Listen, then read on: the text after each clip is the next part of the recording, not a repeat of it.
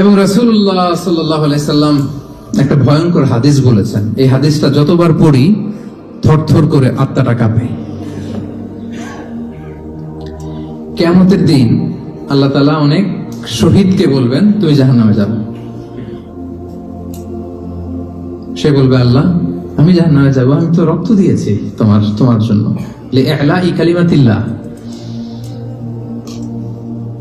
আমার দেহের তাজা রক্ত দিয়ে আমি শহীদ হয়েছি, জানাজা ছাড়া আমার দাফন হয়েছে, আমি তো জান্নাতে যাব। আল্লাহ বলবে, না, তুমি শহীদ হয়েছ এই কারণে যে লোকজন তোমাকে বীর বলবে, বীর, বাহাদুর।